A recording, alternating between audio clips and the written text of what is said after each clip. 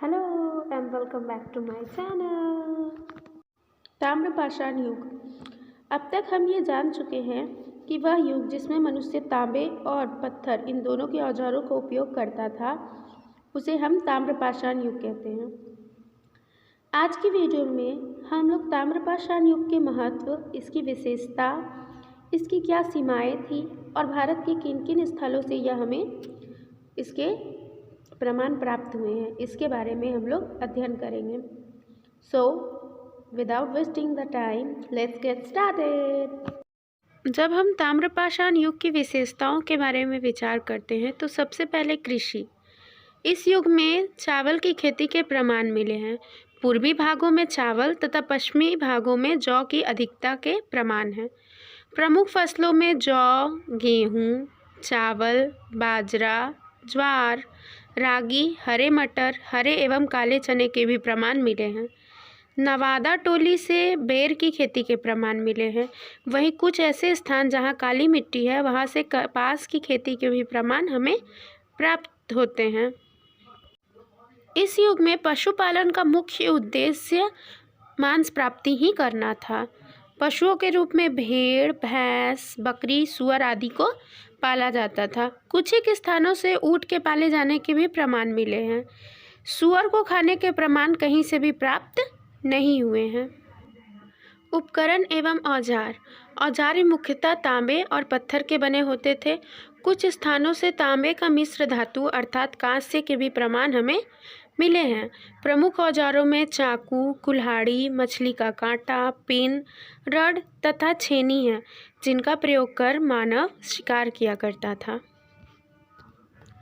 घर एवं मकान। घरों का निर्माण साधारण ढंग से होता था, जो प्रायः गोलाकार एवं आयताकार हुआ करते थे। घरों की दीवार को गोबर से लीपकर प्लास्टर किया जाता था। ईंट के प्रयोग के भी प्रमाण मिले हैं, हालांकि कहीं से भी पकी हुई ईंटों के प्रमाण नहीं मिले हैं। घर मुख्यतः एक ही कमरों का हुआ करता था। कुछ एक स्थानों पर बहु कमरे वाले घर भी प्राप्त हुए हैं। एक ऐसा घर भी मिला है जिसमें 5 कमरे थे। बीच में एक गोलाकार कमरा था और उसके चारों ओर 4 आयताकार कमरे थे। यह घर संभवतः किसी प्रभावशाली और अमीर व्यक्ति का होगा।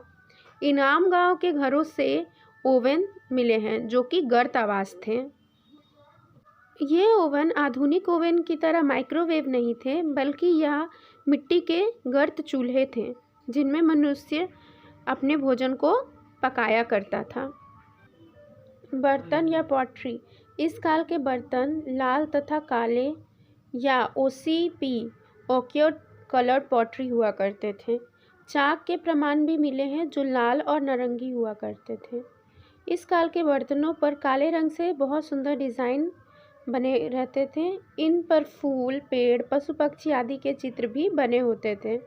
बिहार, मध्य प्रदेश तथा महाराष्ट्र से नली वाले टोटीदार बर्तन प्राप्त हुए हैं। कुछ स्थानों से स्टैंड वाले बर्तन भी प्राप्त हुए हैं। यह उस समय के बर्तनों के चित्र हैं। ये OCP बर्तन थे। उसके अलावा ये वो टोटीदार बर्तन थे जो बिहार, महाराष्ट्र और मध्य प्रदेश से प्राप्त हुए हैं। इन बर्तनों पर कुछ इस तरह की काले रंग से कलाकारी की जाती थी।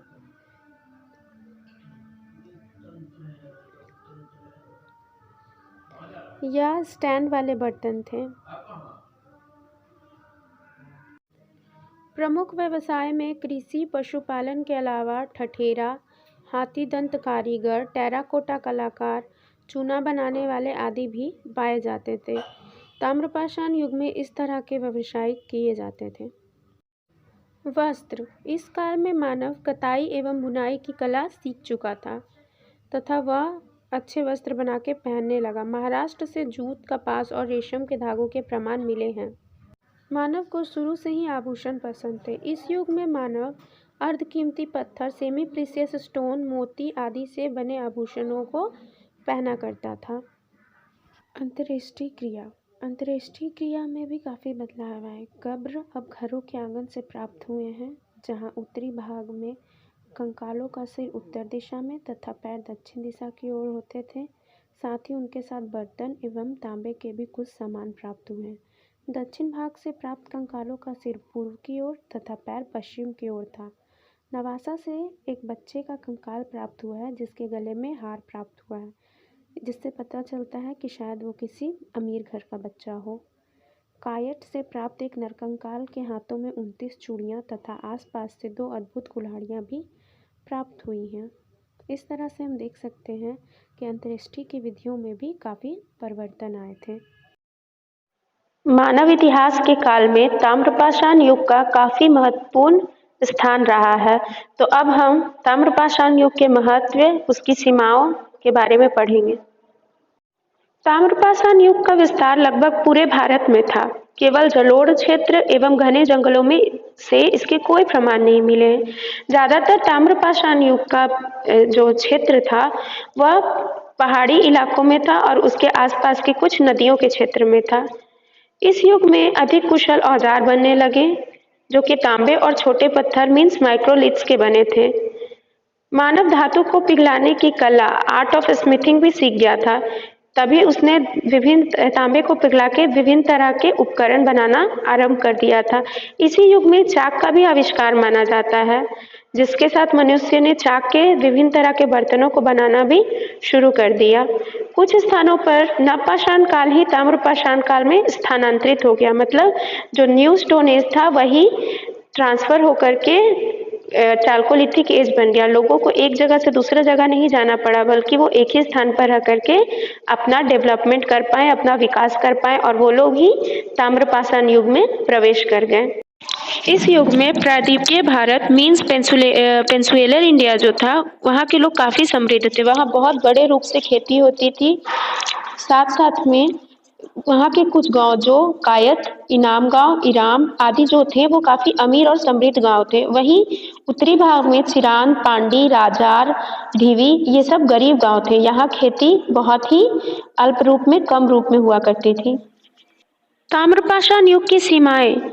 जानवरों का उपयोग केवल मांस के लिए ही होता था। भले ही इस युग में लोग पशुपालन करना सीख गए थे, पर उनका उपयोग केवल वो खाने के लिए ही करते थे। उन लोगों को भैंस आदि से दूध का उपयोग करने नहीं आता था। वे सोचते थे कि ये जो दूध है वो ये जानवर अपने बच्चे के लिए दिया है। साथ साथ में ये लोग खेती भी बहुत ही सीमित रूप में करते थे। कुछ ही क्षेत्र में ये खेती करते थे। जैसा कि हमने देखा कि ये लोग जलोढ़ क्षेत्र में बसे हुए नहीं थे और काली मिट्टी के क्षेत्र में बसे थे, और जो काली मिट्टी होती है वो काफ़ी हार्ड होती है, सख्त होती है, और उसको अच्छी तरह से कोड़ने के लिए या खोदने के लिए इनके पास उतने अच्छे हथियार या वेपन्स नहीं थे। धातुओं को मिलाने का भी ज्ञान नहीं था। साथ साथ में लेखन कला का भी विकास अभी तक नहीं हुआ था। साथ में यहाँ किसी भी प्रकार की तकनीकी ज्ञान के कोई भी साक्ष्य नहीं मिले हैं। इस युग का अंत शीघ्र हो गया। ऐसा माना जाता है कि इस युग में शायद पोषण की कमी के कारण इस युग में बहुत सारे बच्चों की मृत्यु हुई, बहुत सारे बच्चों के कंकाल मिले हैं। कुछ जगहों पर महामारी के भी अवशेष प्राप्त हुए हैं। तो यह युग बहुत ही जल्दी खत्म हो गया। तो ये कुछ थी ताम्रपाषाण युग की सीमाएं। अभी तक हम लोगों ने ताम्रपाषाण युग की विशेषता, उसकी सीमाएं आदि के बारे में काफ़ी अच्छे रूप से जान लिया। अब हम जानेंगे कि ताम्रपाषाण युग भारत में किन किन क्षेत्रों में या प्रांतों में फैला हुआ था। भारत में ताम्रपाषाण युग के प्रमुख स्थल। भारत में ताम्रपाषाण युग के प्रमुख स्थलों को 11 प्रांतों में बांटा गया, जिसमें सबसे पहले सिंध प्रांत के अंतर्गत मोहनजोदाड़ो, हड़प्पा, रोपड़, सूरतगढ़, हनुमानगढ़, चिन्होदड़ो, झकार, आमीर और झागनगर थे। गंगा प्रांत के अंतर्गत कौशाम्बी और आलमगीरपुर आता था। वहीं तीसरा ब्रह्मपुत्रा प्रांत था और चौथा महानदी प्रांत था। उसके अलावा कुछ और प्रांत थे। पांचवा चंबल प्रांत, इसके अंतर्गत पसीवा, नागड़ा, परमारखेती, तुंगिनी, मेटवा, तकरोली, भीलसुरी, मौरी, घंटा बिलोड़, बेटवा, भीलवारी, आस्था आदि आते थे। सौराष्ट्र रंगपुर, अहर, परसार, पाटन, लिखवार, लोथल, पिदियाओ, रोजड़ी, अधकोटा आदि आते थे। नर्मदा प्रांत में नावाटोली, महेश्वर, भागतराल, तिलौड़ी, मेधम, हंसानपुर आदि ये सारे प्रांत आते थे। 8वां तापी प्रांत के अंतर्गत प्रकाश और बहाल। गोदावरी प्रांत में जावारे, नासिक, कोपेरगांव, निवासा, दाईमाद बाद। भीम क्षेत्र में कोरेगांव, चंडोली, उमराज, चनेवगांव, अंजनी, हिनगानी, नगर हवेली। कर्नाटक प्रांत के अंतर्गत ब्रह्मगिरी, पिकलीत, मास्की। ये सारे 11 प्रांत थे जिनके अंतर्गत ताम्रपाषाण युग के हमें अवशेष और स्थल प्राप्त हुए हैं। तो अब तक हम लोगों ने ताम्रपाषाण युग के बारे में काफ़ी अच्छे रूप से जान लिया और ये भी जाना कि ताम्रपाषाण युग किन किन क्षेत्रों में फैला हुआ था। ये वह क्षेत्र थे जहाँ से हमें ताम्रपाषाण युग के औजार, बर्तन, नरकंकाल, उनके द्वारा उपयोग किए जाने वाले चाक, जानवरों के अवशेष आदि हमें प्राप्त हुए हैं। ताम्रपाषाण युग एक ऐसा युग था जिसमें मनुष्य ने सर्वप्रथम किसी धातु की खोज की। वह धातु थी तांबा या कॉपर। मनुष्य ने तांबे की खोज की। इस खोज के साथ ही मनुष्य के जीवन में बहुत बड़ा बदलाव आया। जो पत्थर होते हैं उनके अपेक्षा ये जो तांबे के औजार थे ये काफ़ी अधिक सबल और कुशल हुआ करते थे। इसका उपयोग करके मानव और अच्छे रूप से कल्टीवेशन यानी खेती करने लगा। शिकार भी काफ़ी अच्छे रूप से करने लगा था। अगर हम देखें तो ताम्रपाषाण युग मानव जीवन में बहुत बड़ा बदलाव लेकर आया था। यह एक क्रांतिकारी युग साबित हुआ है। इसके बाद मनुष्य ने ताम्रपाषाण युग के अंत में ही थोड़ा बहुत कांस्य युग में भी प्रवेश कर गया था। मानव ने तांबे के साथ साथ कांस्य के भी थोड़े बहुत उपयोग करना आरंभ कर दिया था। ताम्रपाषाण युग हड़प्पा सभ्यता से पहले भी था और हड़प्पा सभ्यता के बाद में भी इसके अवशेष कहीं कहीं पर हमें देखने को मिल सकते हैं। तो हमने ताम्रपाषाण युग के बारे में विस्तृत रूप से पढ़ा है।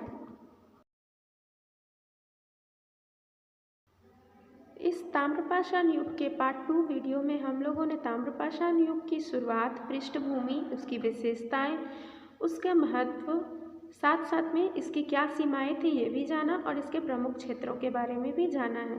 तो अगर आपको मेरी ये वीडियो पसंद आई हो तो प्लीज़ लाइक करें, शेयर करें और सब्सक्राइब करें मेरे चैनल को। Thank you for watching.